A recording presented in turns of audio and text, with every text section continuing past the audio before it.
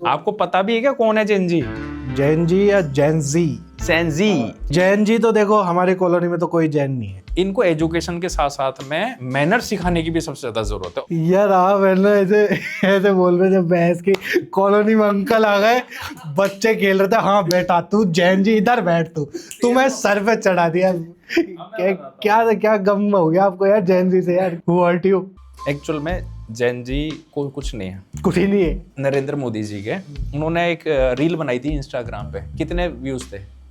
आ गए थे यार 300 कुछ मिलियन तो आए थे यार। अगर वो बंदा बोलता ना कि मित्रों चलो जंतर मंतर पे आ जाओ, पूरा देश उठ के जंतर मंतर पहुंच जाता, और इन लोगों की औकात नहीं थी।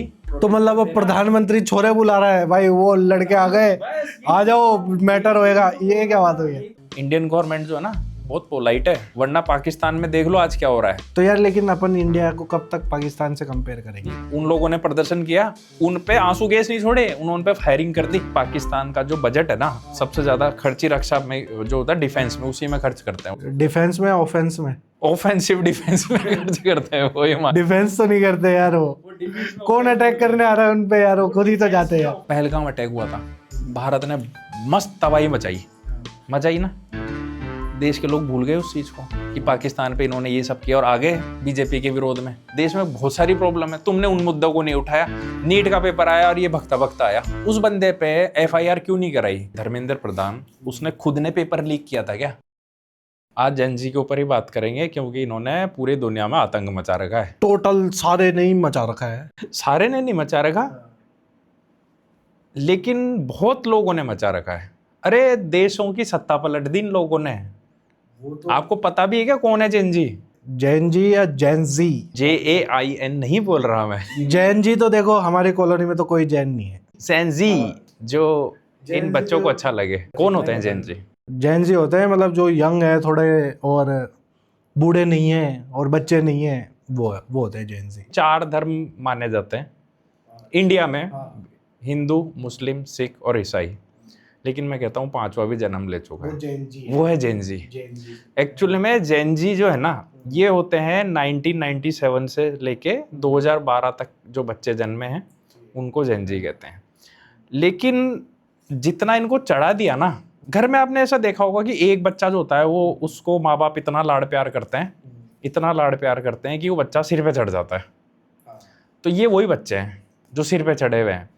उसका कारण मैं बताता हूँ। यार आप है ना ऐसे ऐसे बोल रहे जब भैंस की कॉलोनी में अंकल आ गए, बच्चे खेल रहे थे, हाँ बेटा तू जैन जी इधर बैठ, तू मैं सर पे चढ़ा दिया। क्या क्या गम हो गया आपको यार जैन जी से यार? क्या हु आर यू? किस बच्चे ने हर्ट करा? अब मैं बताता हूँ आपको। देखो एक्चुअल में जेनजी को कुछ नहीं है, कुछ ही नहीं है। सुनिए, वो इसलिए कुछ नहीं है क्योंकि इनसे पहले वाली जनरेशन को मिलेनियल बोलते हैं, ठीक है। लेकिन कभी आपने सुना ये मिलेनियल वो मिलेनियल? किसी भी देश में किसी भी जगह पे अगर कुछ भी किसी तरह का प्रोटेस्ट हो रहा है, आपने सुना मिलेनियल कर रहे हैं, जेन एक्स कर रहे हैं, अल्फा कर रहे हैं, बीटा कर रहे हैं क्या? सिर्फ जेनजी को क्या है, एक टर्म को ये जो फॉरेन मीडिया है ना, बेसिकली इन लोगों ने उसको इतना हाइप कर दिया कि अब जो बच्चे जन्मे ना 97 से लेके 2000 तक, वो अपने आप को बच्चे नहीं मानते, वो कहते हैं मैं जेनजी हूँ। अरे तो जैन जी कोई वो थोड़ी है। जैन जी मतलब यूं है, हाँ भाई ये कैटेगरी हो गई कि भाई इतने साल उसी से कैटेगरी को क्यों हाईलाइट किया गया है ये बताइए? उसी कैटेगरी को क्यों हाईलाइट किया गया? मिलेनियल को क्यों नहीं हाईलाइट किया गया? तो मिलेनियल अपना अलग करते हैं, जैन जी थोड़े। देखिए बताऊं क्या है, ये जो जेनजी है ना, ये 2 टाइप की कैटेगरी है। इनमें भी जेनजी में भी फर्दर 2 कैटेगरी है। एक तो जो है रेस्पॉन्सिबल और मेच्योर्ड कह सकते हैं उनको, या फिर अपने कैरियर के प्रति, अपने देश के प्रति बहुत सेंसिटिव हैं। और दूसरे हैं इररेस्पॉन्सिबल जेनजीज।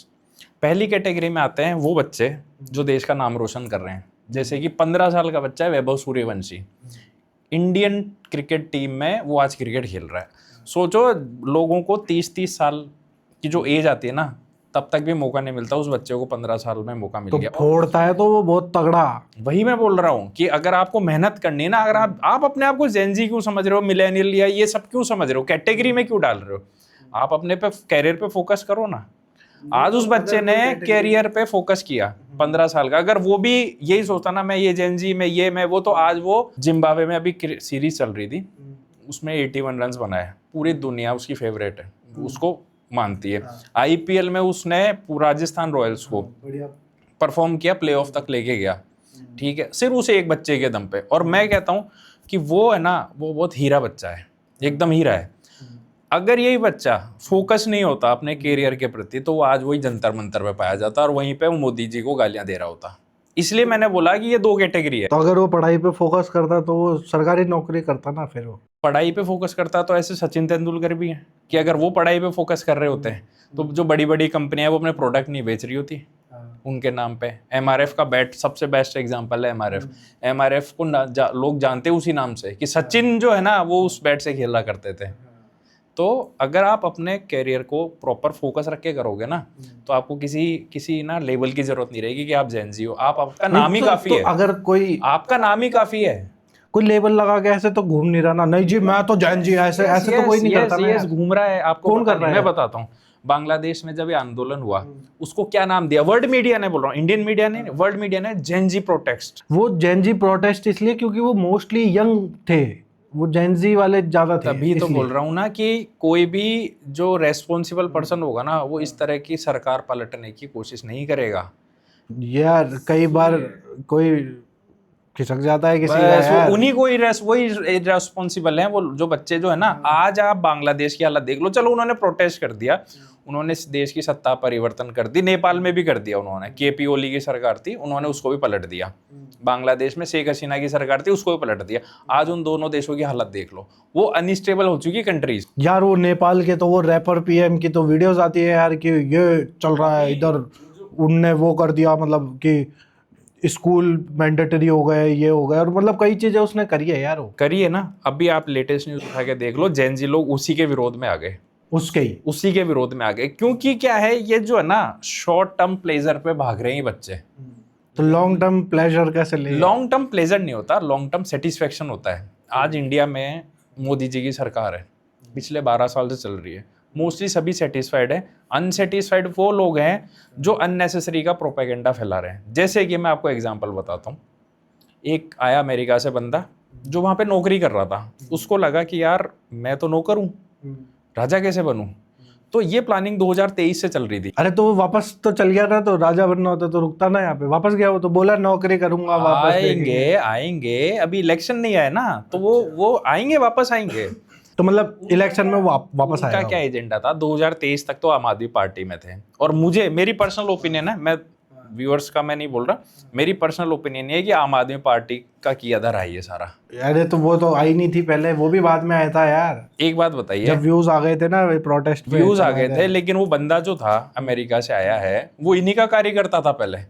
तो ये प्लांटेड भी तो हो सकती है ना चीजें। चलो प्लांटेड हुई भी तो भी वो कॉज तो बढ़िया ही था ना यार। कॉज बढ़िया कैसे था? एक बात बताइए, पेपर लीक बहुत गलत बात होती है। वो एजुकेशन मिनिस्टर जो था, एजुकेशन मिनिस्टर को हटवा के आप लोगों ने क्या कर लिया? एक बात बताइए। वो तो चलो नया आ गया, वो देखते हैं वो क्या है, लेकिन जो उसको हटाया था वो इसलिए तो हटाया था कि यार इससे काम ही नहीं हो रहा है यार, ये मतलब एजुकेशन पे कुछ कर ही नहीं रहा। बड़े बड़े काम किए हैं एजुकेशन सिस्टम में बदलाव लाने के। क्या करे? 2024 में एक कानून आया था जिसमें पेपर लीक पे बहुत जो स्ट्रिक्ट एक्शन लेने वाला जो बिल पास किया गया था ना, वो इन्हीं एजुकेशन मिनिस्टर ने किया था। तो फिर क्या हुआ? सुनिए मैं बताता हूँ। पहले क्या होता था, आपको पता होगा कि जो भारत के जो वीर लोग हैं, जैसे महाराणा प्रताप जी, छत्रपति शिवाजी महाराज, मैंने भी जब पढ़ा है ना स्कूल में, बहुत इतना सा पढ़ा है उनके बारे में, 100 शब्द मान लो। आज जो है ना 80 पेज उन लोगों के बारे में लिखे जा रहे हैं, उनको अपना इतिहास बताया जा रहा है। ये जो जेनजी लोग हैं या जो भी बच्चे पढ़ रहे हैं ना, उनको भारत का इतिहास बताया जा रहा है। वरना तो अकबर ही महान था इन लोगों की नज़रों में। तो इस जो सिलेबस में चेंजेस किए गए, वो चेंजेस का जो श्रेय जाता है ना, वो प्रधान जी को जाता है। तो यार देखो अच्छी चीज़ है, हिस्ट्री के बारे में बताया।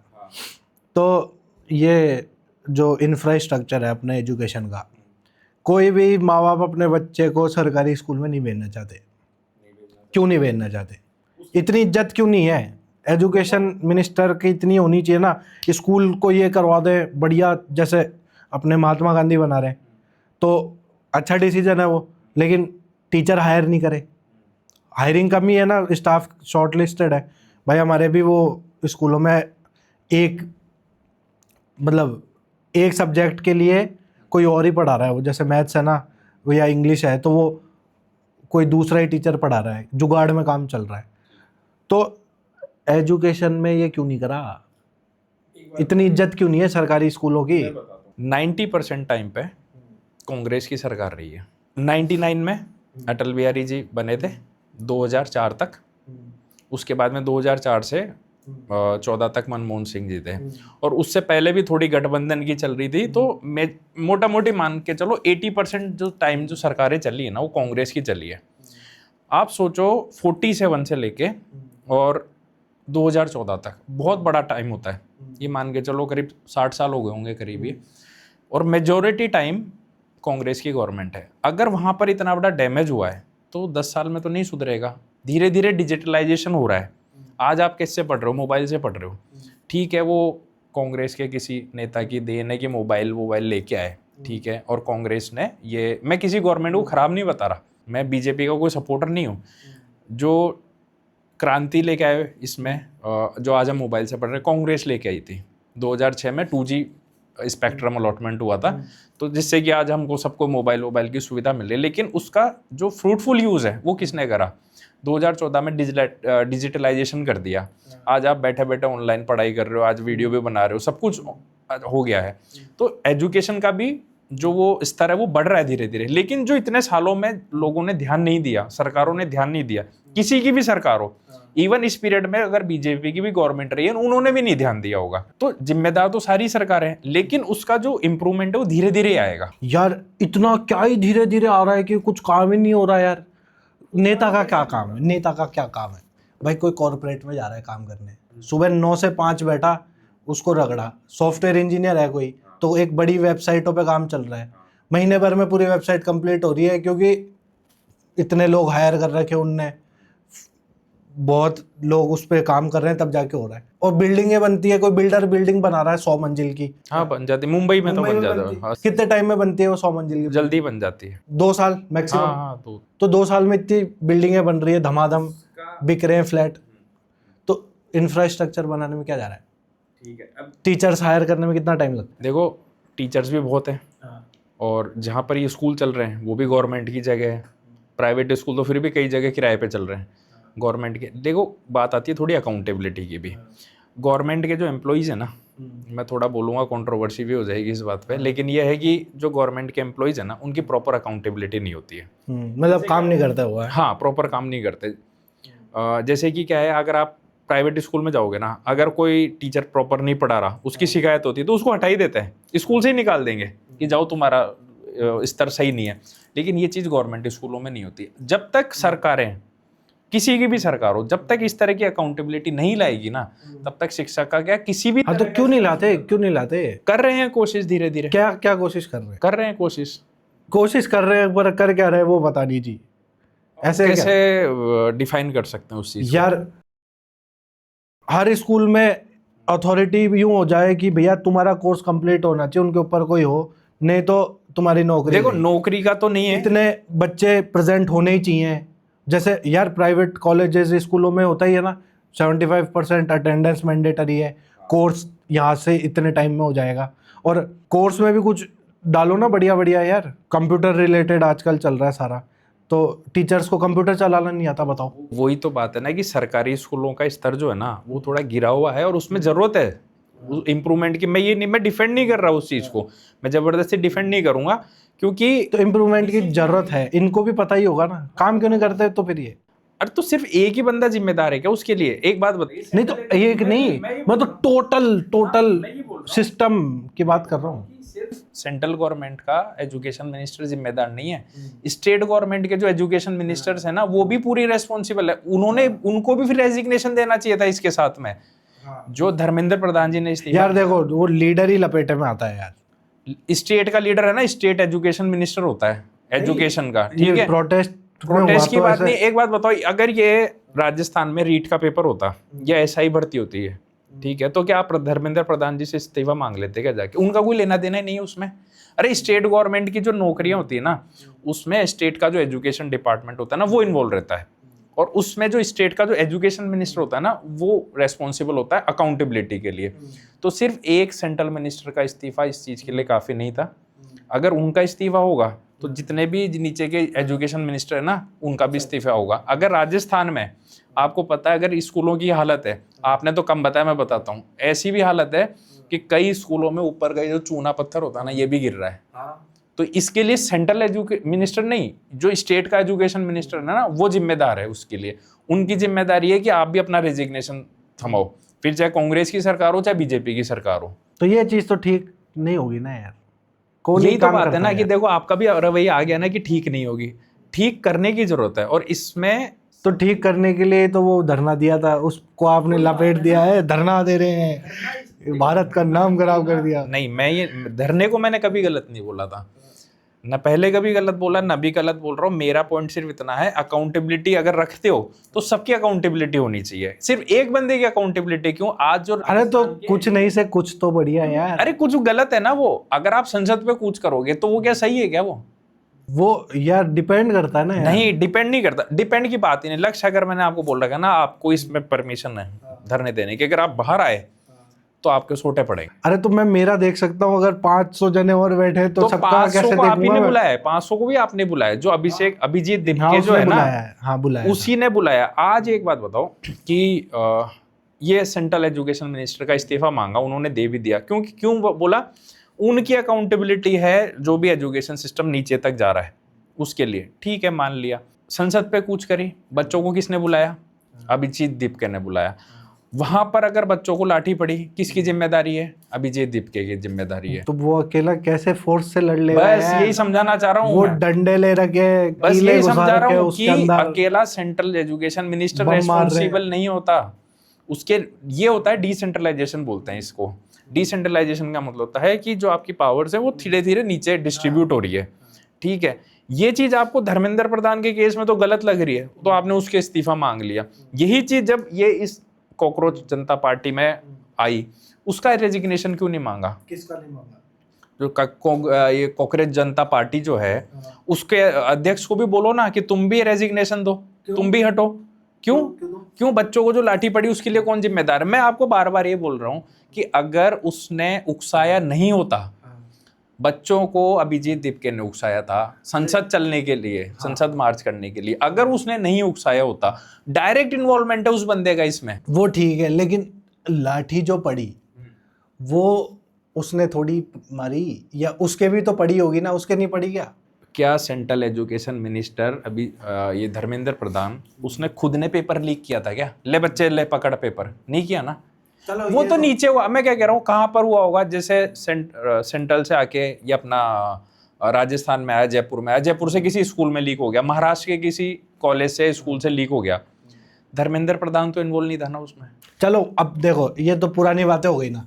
मैं वही बोल रहा हूँ कि वो दीपके भी मैं तो ये कहता हूँ, वो चला गया होगा। मेरा तो एक सवाल है कि उस बंदे पे एफआईआर क्यों नहीं कराई? क्योंकि अगर ये क्या होता है ना कि जब आप पब्लिक को इकट्ठा करते हो ना और परमिशन लेके करते हो तो उसको कहते हैं लॉफुल असेंबली। लेकिन उसने क्या किया है, उस लॉफुल असेंबली को अनलॉफुल असेंबली बना दिया। क्यों? क्योंकि उसने उसकी परमिशन से जो एरिया मिला था उसके बाहर जाके वो संसद पे जाने लगा। सेक्शन 189 बोलता है बीएनएस का कि अनलॉफुल असेंबली के केस में पुलिस के पास पावर है कि उसको डिस्पेंस कर सकती है। उस बंदे पे एफआईआर क्यों नहीं की गई? क्योंकि बच्चों को पिटने में उसका जिम्मेदार है। बच्चे बहुत मासूम है, ठीक है, उसके कहने पे वो चल दिए। बच्चों पे मेरे को कोई वो नहीं है, मैं बिल्कुल बच्चों के साथ हूँ। मेरे को गुस्सा उस बंदे पे है जिसने बच्चों को उकसाया यहाँ पे आके। नहीं तो लेकिन उनका जो वो मोटिव था वो उनने पूरा कर लिया। उनका मोटिव पता है क्या है? लक्ष्य अभी देख लेना, यूपी में इलेक्शन आने वाले हैं और भी कई कई जगह इलेक्शन आने वाले हैं। इनका मोटिव सीधा सा ये था कि हाईलाइट होना। अब वो बंदा वापस, आप बता रहे कि वो वापस चला गया, यूएसए चला गया, वो देखना जल्दी वापस आएगा। और वो तो धमकियां तक दे रहा है वो। और एक सौरभ घोष है, क्या है नाम उसका, 2-3 बंदे हैं ना, वो क्या कह रहा है, सुप्रीम कोर्ट तक को धमकी दे रहा है वो। मतलब उसकी इतनी हिम्मत हो रही है कि सुप्रीम कोर्ट को आप धमका रहे हो। तो यार फ्रीडम ऑफ स्पीच है यार, धमका तो सकता है। कोई मारने की धमकी दी तो गलत है। आपको मैं आपका नॉलेज थोड़ा बढ़ा देता हूँ। ठीक है सर। ठीक है, फ्रीडम ऑफ स्पीच जो है ना आर्टिकल 19 बोलता है, तो उसके जो रिस्ट्रिक्शंस है ना कि आप बोल तो सकते हो लेकिन उसमें भी रिस्ट्रिक्शंस हैं, हाँ तो मैं वही तो बोल रहा हूँ, कुछ गलत नहीं बोल सकते। है ना, उसमें भी क्लॉज में दे रखा है। और आपको एक और आपको बता देता हूँ, आप सुप्रीम कोर्ट के जो ऑर्डर्स है ना उसके अगेंस्ट नहीं बोल सकते, वो कंटेम्प्ट ऑफ कोर्ट कहलाता है।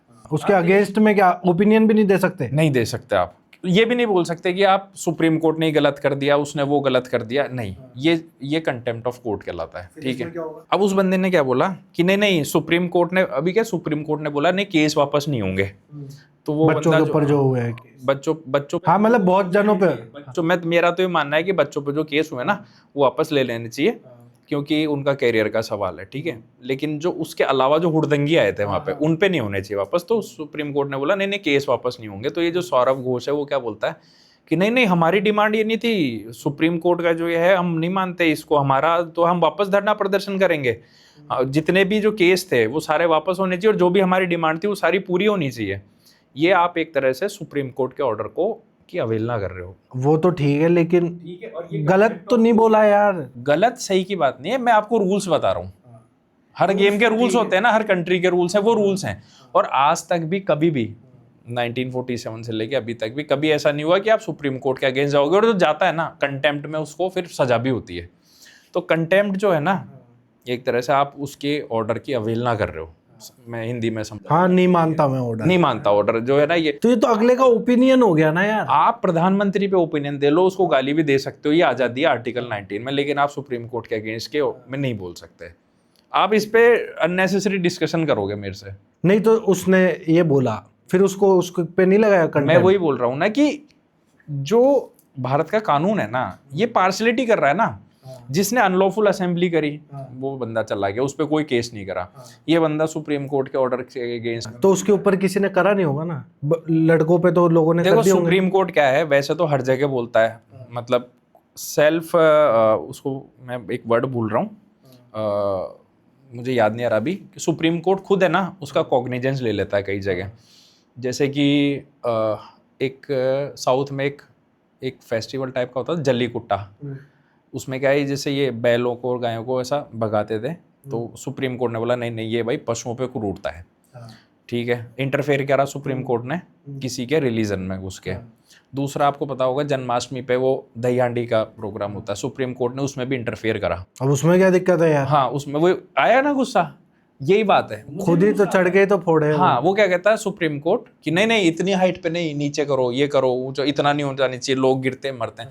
तुम एक सीधा सीधा है कि तुम किसी के धर्म में घुस के कर रहे हो ये। जब तुम इतना कर सकते हो, मैं सुप्रीम कोर्ट के उसकी नहीं कर रहा, मैं कोई कमेंट भी नहीं कर रहा उन पे, उन्होंने किया मैं मान लिया, चलो उन्होंने हाइट डिसाइड कर दी, ये कर दी वो कर दी, ये उन्होंने खुद ही स्वतः संज्ञान बोलते हैं इसको, कॉग्निजेंस, सुमोटो कॉग्निजेंस बोलते हैं इसको लॉ की भाषा में। तो जब इतना सब कुछ हो रहा था देश में तब कोर्ट ने सुमोटो कॉग्निजेंस क्यों नहीं लिया? Suo motu cognizance means supreme court की भी ड्यूटी बनती थी कि अगर इस तरह की अराजकता फैल रही है तो उस बंदे पे खुद कार्रवाई करे। तो वो भाई साहब वजन ज्यादा था प्रोटेस्ट में। वजन कुछ भी नहीं होता, कर लेते तो पब्लिक और पागल नहीं हो जाती क्या यार? लॉ फॉलो करना पागल होना होता है क्या? वो तो ठीक है लेकिन heat of the movement, heat of the movement में क्या, वो हीट ऑफ द मूवमेंट वो चल रहा है पाकिस्तान में अभी, पीओके में देखो 38 लोग मार दिए उन लोगों ने, ऐसा ही कुछ प्रोटेस्ट चल रहा है वहां पे। और मैं कह रहा हूँ अगर मोदी जी की सरकार की बात नहीं कर रहा, मैं तो इंडियन गवर्नमेंट की बात कर रहा हूँ, कोई सी भी गवर्नमेंट हो, इंडियन गवर्नमेंट जो है ना बहुत पोलाइट है लोगों के लिए। वरना पाकिस्तान में देख लो आज क्या हो रहा है, उन लोगों ने प्रदर्शन किया, उन पे आंसू गैस नहीं छोड़े, उन्होंने पे फायरिंग कर दी, धड़ धड़ धड़ धड़ धड़ धड़ धड़ मार दी, 38 लोग मार दिए। और आज की बताता हूँ 10,000 सैनिक डिप्लॉय कर दिए उन्होंने पीओके में। इतने लोग आए कहाँ से उनके पास कि इसके पास में पाकिस्तान के पास 10,000 आर्मी? अरे उनकी आर्मी बहुत बड़ी है, ऐसी थोड़ी ना है कि आर्मी, उनकी भी आर्मी अच्छी है, बड़ी है आर्मी। इंडिया का जब बंटवारा 10,000 हुआ लोगों के पास बंदूकें भी हैं? अरे आर्मी के बंदे हैं, तो सबके पास बंदूकें? हाँ सबके पास है। उनके पे यार मैंने तो सुना था वो तो पैसे नहीं है उनके पास। अरे ऐसा कुछ नहीं है, पाकिस्तान का जो बजट है ना सबसे ज्यादा खर्ची रक्षा में जो होता है डिफेंस में, उसी में खर्च करते हैं। डिफेंस में ऑफेंस में? ऑफेंसिव डिफेंस में खर्च करते हैं वो, ये डिफेंस तो नहीं करते यार वो कौन अटैक करने आ रहा है उन पे यार? वो डिफेंस में ऑफेंस ढूंढते हैं वो लोग, ये मान के चल लो। तो वो सोचो कि अपने लोगों पे वो गोलियां चला रहे, ये तरीका है उनका प्रोटेस्टर से डील करने का। तो यार लेकिन अपन इंडिया को कब तक पाकिस्तान से कंपेयर करेंगे? नहीं, कंपेयर नहीं कर रहा मैं, तो ये बता रहा हूँ कि प्रोटेस्टर से डील करने का जो तरीका है ना बाकी कंट्रीज में, ये ऐसा भी तरीका है। तो जो इंडियन गवर्नमेंट है ना, गवर्नमेंट कोई सी भी हो, कांग्रेस बीजेपी, बहुत लीनियंट है, पोलाइट है कि भाई ठीक है चलो। ये सरकार ने इस प्रोटेस्ट को ख़त्म करने के लिए रेजिग्नेशन दिलवा दिया। अगर ये नहीं करती ना कि नहीं दे रहा, तो किसी की हिम्मत नहीं थी कि वो रेजिग्नेशन दिलवा के बता दे। भीड़ और आ जाती। एक बात बताऊं, भीड़ आ जाती। एक पॉइंट आपने नोट करना इस बात पे, मैं क्लियरली बोलता हूँ, सबको बोलता हूँ, ये चीज़ नोटिस करना कि अभिजीत दीपके ने बोला आओ, देश में प्रदर्शन भी होने लग गए, हर स्टेट में होने लगे, हर सिटी में भी होने लगे, लेकिन कभी भी मोदी जी ने नहीं बोला। क्या नहीं बोला? मैं बताता हूँ क्या नहीं बोला। उस बंदे के, नरेंद्र मोदी जी के, उन्होंने एक रील बनाई थी इंस्टाग्राम पे, कितने व्यूज थे? आ गए थे यार 300 कुछ मिलियन तो आए थे यार। 300 मिलियन। सोचो उस बंदे के हेलो फ्रेंड्स बोलने पे 300 मिलियन व्यूज आ चुके हैं। सुनिए मेरी पूरी बात है ना, इतने व्यूज आ, अगर वो बंदा बोलता ना कि मित्रों चलो जंतर मंतर पे आ जाओ, पूरा देश उठ के जंतर मंतर पहुंच जाता, और इन लोगों की औकात नहीं थी। तो मतलब अब प्रधानमंत्री छोरे बुला रहा है भाई, वो लड़के आ गए, आ जाओ मैटर होएगा, ये क्या बात हुई? यही तो बोल रहा हूँ, ये उस प्रधानमंत्री की बहुत सहनशीलता है कि उन्होंने इस तरह की कोई हरकत नहीं करी। वो कर सकते थे। अरे तो ये तो बिल्कुल ही गलत डिसीजन हो जाता है, खेल खत्म हो जाता है यार। हाँ, ये बोल रहा हूँ कि जो उन्होंने ये तक नहीं बोला कि जो बीजेपी के फेवर के हैं वो भी देश में प्रदर्शन करो। अगर एक साइड सीजेपी का प्रदर्शन हो रहा है तो एक साइड आप भी अपना चालू करो विरोध। उन्होंने कभी नहीं बोला। उनको पता था कि देश के लोग हैं तो यार, वो मैं वही समझाना चाह रहा हूँ, उनको पता था कि इससे अव्यवस्था फैल जाएगी, ये लोग आपस में ही लड़ पड़ेंगे। इसलिए अच्छा है कि ठीक है, एक बंदे का रेजिग्नेशन देने से अगर ये शांत होते ना, इनको शांत कर दो, वरना तरीके तो और भी थे, और लॉफुल तरीके भी थे। ये अनलॉफुल जो असेंबली हुई थी ना, इनको भी निपटने के कई तरीके थे, कानून में सब दे रखा है। और अगर सरकार उनको फॉलो करती तो सरकार पे कोई उंगली भी नहीं उठा सकता था, क्योंकि वो बाकायदा संविधान में और जो लॉ बने हुए हैं उसके अकॉर्डिंग काम कर। पर लोगों के तो ओपिनियन चेंज हो जाते ना, ठंडे पड़ जाते। लेकिन 2029 में मास्टर स्ट्रोक खिल जाता ना फिर इनके साथ। नहीं, आपको लगता है क्या कि अगर मास्टर स्ट्रोक, क्या एक सुनिए एक बात मैं बिल्कुल 200% मानता हूँ कि जो इंडिया के अपने जैन जी है ना, जो जैन साहब जो है, वो गिरा सकते हैं सत्ता, मतलब वोट नहीं देंगे। कुछ भी नहीं है सत्ता गिराने की बात है। देखो, अरे वोट ही नहीं देंगे तो गिर गई ना सत्ता। 150 करोड़ में क्या सिर्फ जैन जी क्या? जैन जी तो नहीं है, लेकिन मैं बोल रहा हूँ ना। कौन है? सुनो, कौन है जैन जी में? 18 साल से ऊपर का जो बंदा नहीं है। अभी मैं हूँ, ठीक है, मैं अगर प्रोटेस्ट में लट खा के आया बढ़िया, ठीक है, चाहे मैं उग्रवादी हूँ, लेकिन मेरे घर वाले तो नहीं बोलेंगे ना मेरे को कि बेटा यार तेरे साथ अच्छा हुआ, तू बीजेपी के विरोध में कैसे गया। घर वाले भी हो जाएगा यार, इनने तो, इस सरकार ने तो मेरे बच्चे को मारा, वोट टूटेंगे नहीं टूटेंगे क्या? मैं जाके मेरे दोस्तों को बोलूंगा। पड़ सकता है, लेकिन कुछ ज्यादा फर्क पड़ने वाला नहीं। तो मतलब अगले आएगा तो मोदी ही। मैं ये नहीं बोल रहा ना, मैं ये बोल रहा हूँ कि जो मेजोरिटी 50% है ना, वो जिसको वोट देगी वो आएगा सरकार में। नहीं देगी, मोदी को नहीं देगी। मैं क्या बोल रहा हूँ, लेकिन 50% जो है ना, वो सिर्फ जेन जी नहीं है। अरे नहीं है, मैं वो नहीं कह रहा, मैं तो ये बोल रहा हूँ कि मुझे तो ऐसा लगता है मोदी नहीं आएगा अब की बार। आएगा ही नहीं आएगा, मैं तो क्या कह रहा हूँ, मैं कोई मोदी का भक्त थोड़ी हूँ जो मैं ये बोलूंगा कि मोदी आएगा। अब कौन जीतेगा सरकार, मतलब ये पीएम कौन बनेगा अगला पीएम? लेकिन ये अंधभक्त वाला लेबल नहीं लगाओगे आप मेरे ऊपर। मैं तो कहाँ लगाऊंगा। हाँ, जो भी है फेयर सुनोगे। हाँ ठीक है, और मेरी ओपिनियन है, ठीक है। देखो 2014 में मोदी सरकार आई, अब मैं कंपेयर कर रहा हूँ पिछली सरकारों को और इस सरकार को। पिछली सरकारों में 2014, क्योंकि 10 साल जो है कांग्रेस की थी पहले, ये 12 साल अभी चल रही है, तो ये कि कंपैरिजन बराबर का सा लग रहा है। अब मैं ये नहीं बोलूंगा कि भाई नेहरू जी ने क्या किया था, इंदिरा गांधी ने क्या किया था, क्योंकि वो तो एक रेंज से ही बाहर हो गए, उनका जमाना ही अलग था। मैं तो ये कंपेयर करूंगा, कांग्रेस के 10 साल, बीजेपी के 12 साल, ठीक है, ऑलमोस्ट इक्वल्स हैं। 2004 में आए, कांग्रेस की सरकार आई, एक बिल लेके आए थे जो कि पास नहीं हो पाया था, कि अगर कोई दंगा होता है, सांप्रदायिक दंगा हो गया, फॉर एग्जांपल हिंदू मुसलमान का हो गया या हिंदू सिख का हो गया, किसी का भी हो गया, तो उसमें जो अरेस्ट होगा ना वो हिंदू होगा, गलती चाहे किसी की भी हो। क्यों होगा? ये क्या आया ना गुस्सा, बस यही गुस्सा है ना हमको उस सरकार की तरफ जाने पे विरोध करता है। जो गुस्सा आपको आज आया ना, वो गुस्सा मेरे को तब भी आया था जब ये कांग्रेस की सरकार ऐसा बिल लेके आई थी। ऐसा लिख दिया उन्होंने? लिख दिया था, बिल आया था पार्लियामेंट में, लेकिन ये पास नहीं हुआ था। इससे क्या सोच के उनने ये करा होगा कि नहीं यार हिंदू को माइनॉरिटी पकड़ो। के वोट्स पाने के लिए, और वो आज भी करते हैं ये लोग। उसके अलावा 2G स्पेक्ट्रम घोटाला हुआ, कोयला घोटाला हुआ, जिसमें सीधा सीधा मनमोहन सिंह जी का, आज तो धर्मेंद्र प्रधान जी का कोई लेना देना भी नहीं था इसमें, मनमोहन सिंह का तो सीधा लेना देना था उसमें। क्या लेना देना था? वो आप देख लेना, उसमें वो डिटेल में हो जाएगा, ठीक है। उसके बाद कॉमनवेल्थ गेम हुए थे इंडिया में, उसमें स्कैम पे स्कैम, ढेरों स्कैम, ठीक है। उसके बाद में क्या आपको पता है, इंडिया का जो लास्ट पॉइंट है रामेश्वरम, वहाँ से श्रीलंका जाते हैं, बीच में राम सेतु है। कांग्रेस उसको तोड़ने के लिए भी पूरी कोशिश कर रही थी। ये हिस्ट्री छोड़ा, जीतेगा कौन ये बताओ आप तो। अरे मैं वही बता रहा हूँ आपको, मैं 10 साल जो है ना वो कंपेयर कर रहा हूँ सिर्फ, मैं पुरानी बात नहीं कर रहा ना। 2004 से पहले, आपका जन्म 2000 में हुआ है, तो मैं उससे पहले की बात ही नहीं कर रहा, मैं तो अभी लेटेस्ट की बात कर रहा हूँ कि आगे 29 में कौन आएगा। इन सब चीज़ों से है ना जनता त्रस्त हो चुकी थी, परेशान हो चुकी थी। उसके बाद में हाँ, मेन चीज़ तो भूल ही गया, आतंकवादियों को सपोर्ट इन गवर्नमेंट ने बहुत दिया है। इनके जो वकील हैं, जैसे कपिल सिब्बल है, राम जेठमलानी जी जो हैं, इन्होंने आतंकवादियों के केस लड़े हैं।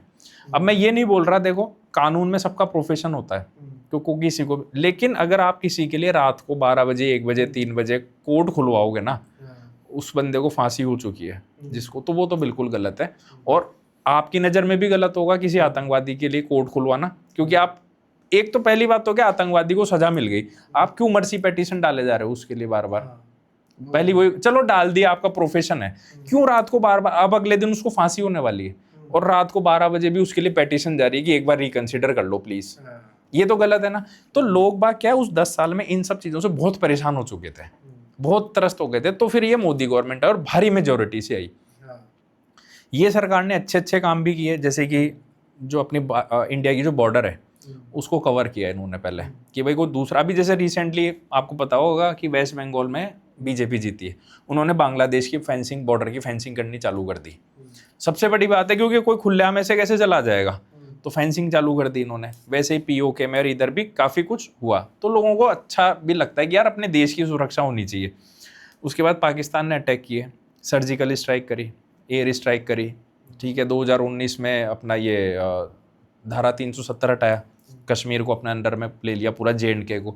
तो कुछ चीज़ें बहुत अच्छी हुई है, कुछ चीज़ें खराब भी हुई। जैसे फाइनेंस सेक्टर में ना, जो निर्मला सीतारमण जी ने किया ना, ये देश की वर्स्ट, सबसे खराब फाइनेंस मिनिस्टर है, तो लोग इससे भी परेशान हैं। लेकिन मोटा मोटी क्या है, अगर ओवरऑल पिक्चर देखी जाएगी ना, तो कांग्रेस मानते हैं कि बीजेपी से परेशान है, लेकिन इसका सब्स्टिट्यूट कोई नहीं है अभी फिलहाल। कांग्रेस तो बिल्कुल नहीं हो सकती। आम आदमी पार्टी, आम आदमी पार्टी का 10 साल राज देख लिया दिल्ली वालों ने, उसको इतनी बुरी तरीके से जोड़ा। ये तो धोखेबाज पार्टी है, आम आदमी पार्टी नहीं है, जिसने अपने जो एक तरह से भीष्म पितामह बोल सकते हैं, अन्ना हजारे के साथ धोखा किया हो ना, वो किसी का क्या हो सकता है। और वो भी गए थे अभी ये CJP वाले में, मैंने आपको लिंक करके बता दिया, ये पूरा प्रोपेगेंडा जो है इसी पार्टी का किया हुआ लगता है मुझे। ये एक ऑप्शन नहीं है। ये दूसरे, चलो पंजाब में आ गई, ये किसी बाकी स्टेट में आई नहीं है, तो लोगों के पास में ऑप्शन नहीं है। अगर बीजेपी से परेशान भी है ना लोग, मैं भी कुछ हद तक परेशान हूँ कुछ कुछ चीज़ों पे, फाइनेंस सेक्टर में लेके मैं बहुत परेशान हूँ इस सरकार से। लोगों को ऑप्शन बना के रख दिया, ये नहीं तो ये, और इन्होंने पता क्या किया, कुछ रिलीफ देते हैं ना तो ऐसे कान पकड़ते हैं ये, ऐसे, मतलब अगर एक रिलीफ दे रहे हैं ना तो दूसरे हाथ से ले भी रहे हैं ये, और ज्यादा ही ले रहे हैं पुलाने से ना। बहुत सारी चीजें हैं, जो शेयर मार्केट में ट्रेडिंग करते हैं उस पर एक सिक्योरिटी ट्रांजेक्शन टैक्स लगता है, वो इतना बढ़ा दिया कि भाई साहब अगर एक ट्रेड करो और अगर आप नो प्रॉफिट नो लॉस में भी एग्जिट करोगे ना, तो आपके 1000 रुपए तो गए गवर्नमेंट के टैक्सेस में। मतलब आपने 100 रुपए पे खरीदा और 100 रुपए पे भी बेच दिया, तो भी आप 1000 रुपए माइनस में आ जाओगे गवर्नमेंट के टैक्सेस के। 1000 रुपए, 100 रुपए में ही। मैं एग्जांपल दिया, मैं आपको बता रहा हूँ, एग्जांपल में बता रहा हूँ, एट पार पे खरीदा, एट पार पे बेच दिया, ठीक है, तो भी आप 1000 रुपए माइनस में आ जाओगे। ये सिर्फ गवर्नमेंट के टैक्सेस। मैं फाइनेंस का बंदा हूँ, फाइनेंस सेक्टर का, तो मेरे को पता है। उसके अलावा इनकम टैक्स में इतनी परेशान कर रखा है इन लोगों ने, तो परेशान तो मैं भी हूँ। अगर मुझे भी कोई बीजेपी का सब्स्टिट्यूट मिलेगा तो अच्छा सब्स्टिट्यूट मिलना चाहिए, तो मैं उधर जाऊंगा। लेकिन फिलहाल ना तो उसका सब्स्टिट्यूट कांग्रेस है, ना उसका आम आदमी पार्टी, और इन दो के अलावा कोई देश में कोई बड़ी पार्टियां है नहीं। तो अल्टीमेटली बाहर जाओ, अल्टीमेटली क्या होगा ना कि जो 2029-29 आएगा ना, तो जो ये जो पूरा सिनेरियो है ना, ये पूरा बीजेपी की तरफ शिफ्ट हो जाना है और ये बीजेपी ही इसमें आने वाली है मेरी ओपिनियन के अकॉर्डिंग, क्योंकि स्टूडेंट प्रोटेस्ट हुए होंगे। जैसे आपको ध्यान होगा कि अभी पहलगाम अटैक हुआ था, भारत ने मस्त तबाही मचाई ना, देश के लोग भूल गए उस चीज़ को कि पाकिस्तान पे इन्होंने ये सब किया और आ गए बीजेपी के विरोध में। मैं ये बोलना चाह रहा हूँ कि जैसे ही अब ये क्या होगा, अब ये 2026 चल रहा है, 2029 में इलेक्शन आएंगे, पूरा नैरेटिव चेंज हो जाएगा, ये जो प्रोटेस्ट हुआ था लोग इसको भी भूल जाएंगे, इसकी सच्चाई भी सबके सामने आ जाएगी, इसका जो फ्यूचर है ना इसकी सच्चाई भी सामने आ जाएगी। क्या है सच्चाई? सच्चाई यही बता रहा हूँ ना, मैंने आपको पहले बताई कि ये जो पूरा प्लांटेड बंदा था कि वहां से, और ये इन्होंने बोला भी है कि पहले के बयानों में कि इलेक्शन लड़ने का हम सोचेंगे। नहीं, उसने तो अभी मना किया था फाइनल, उसके बाद नहीं बोले पॉलिटिक्स में नहीं, नौकरी करूंगा। जब बात हुई थी, नौकरी तो अभी कर रहे हैं ना, अभी वो 2029 बहुत दूर है, तो ये आ जाएंगे और आके देखो वहां पर है ये नौकर, अमेरिका में है ये नौकर, जब ये इंडिया में आएंगे और मान लो किसी MP MLA का भी इलेक्शन लड़ लिया और जैन जीत तो है ही इसके फेवर में, ठीक है, और उसको वोट दिया, जीत गया बंदा, भाई मालिक बनेगा ना वहाँ पे, यहाँ पे तो वहाँ तो नौकरी कर रहा है, यही प्लानिंग है इन सब की। वरना कौन बंदा वहां से अपनी अच्छी वाली नौकरी छोड़ के इधर आएगा कि भाई देश में वो चल रहा है। अरे देश में सिर्फ यही चल रहा है क्या? देश में रिजर्वेशन भी चल रहा है, देश में गरीबी भी चल रही है, देश में एजुकेशन की भी प्रॉब्लम है, देश में फाइनेंस की भी प्रॉब्लम है, देश में बहुत सारी प्रॉब्लम है। तुमने उन मुद्दों को नहीं उठाया। नीट का पेपर आया और ये भगता भगता आया कि यार मैं सोल्व करूंगा इसको। अब देखो फाइनली क्या है, अपन JG पे बात कर रहे थे और आपने जो बोला कि एजुकेशन सिस्टम में बदलाव की ज़रूरत है। अब धर्मेंद्र प्रधान जी ने इस्तीफ़ा भी दे दिया, ठीक है, और मैं सच में मानता हूँ कि इसमें बदलाव की सख्त ज़रूरत है। इसके 2 पॉइंट हैं। पहला पॉइंट तो ये जो आपने बताया कि सरकारी स्कूलों की और इनकी हालत ख़राब है एजुकेशन सिस्टम में, ठीक है, उनमें होने चाहिए। दूसरा इसलिए ख़राब है कि जो बच्चे वहाँ प्रोटेस्ट में गए, इन्होंने इतनी गंदी भाषा का प्रयोग किया है। आप अपने घर में अपने मम्मी पापा से तू तड़ाके से बात करोगे क्या? नहीं करोगे ना। मैं तो आपके मम्मी पापा का एग्जांपल दिया, अगर आपके दादाजी भी होते हैं आप उनसे करते क्या? नहीं करते, कोई भी नहीं करता, और इवन ये बच्चे भी नहीं करते होंगे। लेकिन जिस तरह से इन्होंने गंदी भाषा का प्रयोग वहां पे किया, इनको एजुकेशन के साथ साथ में मैनर सिखाने की भी सबसे ज्यादा जरूरत है। और सरकार को तो है ही, सरकार को तो है ही, मैं सबके नहीं बोल रहा, जिन जिन ने किया है मैं उनकी बात कर रहा हूँ, ठीक है ना। इनोसेंट बच्चे भी हैं, ऐसे बच्चे भी जिन्होंने रीले बनाई, कॉमेडी करी, मैं उनकी बात ही नहीं कर रहा, मैं सिर्फ उनकी बात कर रहा हूँ जो इन्होंने गंदा बिहेवियर किया ना, जिन बच्चों ने। सिर्फ सरकार को नहीं, इन बच्चों के पेरेंट्स को भी ये देखना चाहिए कि मेरा बच्चा वहाँ प्रोटेस्ट में जाके किस तरह की गंदी भाषा का प्रयोग कर रहा है। तो ये सिर्फ जिम्मेदारी एजुकेशन जो सिस्टम जो होता है ना, दोनों साइड से थोड़ा, मैं ये बोल रहा हूँ कि एजुकेशन जो होता है ना, बच्चे का पहला शिक्षक जो मास्टर होता है ना, उसकी माँ होती है। बड़ा होता है तो ये बोलते हैं उसके पेरेंट्स हो सकते हैं। घर वाले भी क्या करेंगे, छोरा ही उठाई गिरा है तो उसको घर पे बैठना ही नहीं है, वो जा रहा है चिंदियों के पास। और मैं कह रहा हूँ, मैं किसी 1 2 10 की बात नहीं कर रहा, मैं तो एजुकेशन सिस्टम में बदलाव की बात कर रहा हूँ ना। तो मैं दोनों साइड बता रहा हूँ कि गवर्नमेंट की जिम्मेदारी है ना, तो पेरेंट्स की भी जिम्मेदारी है कि आपका बच्चा क्या कर रहा है, आपकी ड्यूटी है देखने की। क्योंकि बाहर जाके अगर मान लो आज तो उसने प्रोटेस्ट किया, कल को कोई क्राइम कर दिया तो गवर्नमेंट तो उसको सजा देगी, लेकिन सफर आप लोग भी करोगे। अगर कोई क्राइम करोगे आप ही करोगे, तो सबसे ज्यादा परेशान आपकी फैमिली होगी। सरकार को मतलब नहीं, सरकार ने तो डिफाइन कर रखा ये क्राइम्स हैं, ये सजा है, ये नहीं किया चलो उसको उठा के अंदर डालो, ठीक है। तो जिम्मेदारी पेरेंट्स की भी है और गवर्नमेंट की भी है। गवर्नमेंट अपनी जिम्मेदारी निभाए और पेरेंट्स अपनी जिम्मेदारी निभाए कि बच्चों को अच्छी शिक्षा दे। अच्छी शिक्षा का मतलब स्कूल की शिक्षा नहीं होती है, एक मोरल जो एजुकेशन जो होती है ना, कि आपको किस तरह से बात करनी है। वो भी देश के प्रधानमंत्री जो 76 ईयर्स के हैं, उनको तू तड़ाके से गाली दे रहे हैं, बदतमीजी कर रहे हैं। देश के जवानों को जो हमारी रक्षा करते हैं, उन जवानों के लिए इतने गंदे गंदे वर्ड यूज कर रहे हैं। अरे आप देखो तो सही, वो बंदा भी कितनी ड्यूटी कर रहा है। एक सेना में जाना है, एक पुलिस में, कांस्टेबल में भर्ती होके बताओ कितनी मुश्किल होती है। और सभी देखो, सभी करप्ट नहीं होते हैं, ऐसा नहीं कि सारे के सारे ही करप्ट हैं। अरे देश सेवा भी करते हैं। आज जो देश के जवान जो सेना बॉर्डर पे बैठे हैं, अगर वो ये देख रहे होंगे, वो देख रहे होंगे अरे यार इन बच्चों के लिए हम मेहनत कर रहे हैं, इन बच्चों के लिए हम गोली खा रहे हैं। नहीं तो वो इतना भी देख ही ले होंगे कि ये इन जो बच्चे हैं ये कम है, बहुत। मैं वही बोल रहा हूँ कि जो कम बच्चे हैं ना, ये हरकतें नहीं होनी चाहिए। ये इस चीज की जिम्मेदारी जो है ना, इनके पेरेंट्स की है कि हमारा बच्चा अगर वहां जा रहा है प्रोटेस्ट में, देखो प्रोटेस्ट, पीसफुल प्रोटेस्ट आगे भी होंगे, करो ठीक है, लेकिन वहां जाके बदतमीजी मत करो, अपने से बड़ों की बदतमीजी बिल्कुल नहीं। किसी का इस्तीफा चाहिए आप मांगो ना, क्या तुम्हारे इस तरह के अश्लील व्यवहार से, गंदे व्यवहार से धर्मेंद्र प्रधान ने इस्तीफा दिया है क्या? नहीं दिया उन्होंने इस्तीफा, इसलिए कि भाई बच्चे उनको गालियां दे रहे हैं इसलिए इस्तीफा नहीं दिया। उनको लगा कि ठीक है यार ये बच्चे जो है पानी ना, अब सर से ऊपर हो चुका है इसलिए बच्चे क्या है कि बच्चों का फायदा उठाया जा रहा है, ठीक है, इसलिए उन्होंने रेजिग्नेशन दे दिया कि ठीक है शांति बनी रहे। इसलिए नहीं था कि तुम्हारी गंदी भाषा सुन के उन्होंने रेजिग्नेशन दिया। तो अपनी भाषा सुधारो, एक अच्छे सभ्य देश में रहते हो तो सभ्य बन के रहो।